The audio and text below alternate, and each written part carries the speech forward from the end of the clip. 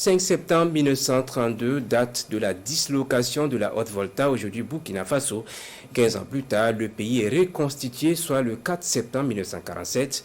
Aujourd'hui, jour anniversaire, arrêt sur les raisons de la suppression du pays, son impact et la lutte pour la reconstitution. Explication Amadou Idboudo et Karim Bichinga. 13 ans après sa création, la Haute-Volta, actuelle Burkina Faso, est disloquée sur décision du colonisateur français.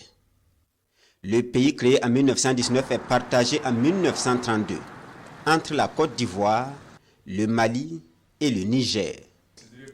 La raison principale, selon les historiens, a trait à l'économie. Pour l'administration coloniale française, c'est un territoire qui n'était plus viable du fait de la crise de 1929 qui a entraîné également une surproduction au niveau mondial. Et le territoire de la Haute-Volta reposait essentiellement, l'économie reposait essentiellement sur la production de coton.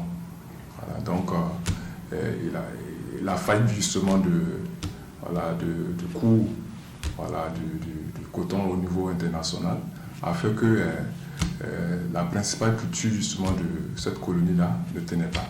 Mais en réalité, quand on lit les archives, on se rend compte qu'en réalité la raison était ailleurs.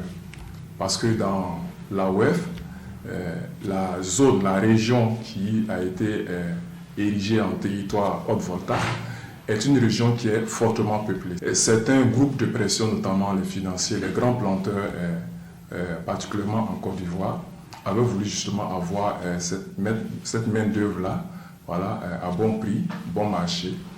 La suppression de la Haute-Volta est alors actée le 5 septembre 1932.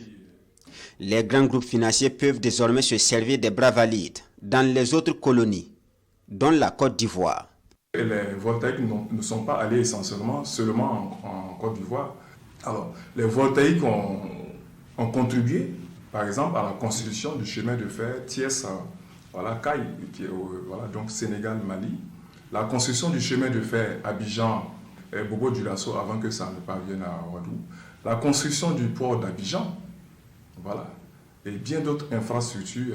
De nombreux voltaïques ont perdu la vie au profit justement du développement des colonies voisines. Ce sacrifice ne durera pas plus de 15 ans. Le 4 septembre 1947, la Haute-Volta est reconstituée dans ses frontières de départ. Cette révision de la position française est à l'actif des leaders de l'époque, les politiques comme les coutumiers. Dès la dislocation en 1932, les voltaïques ont réagi. Il y a le Moro Naba Saga, il y a également le Yatenga Naba Tigré à l'époque, qui ont réagi face justement à cette décision et qui vont prendre déjà un certain nombre d'initiatives afin que la France revienne sur sa décision.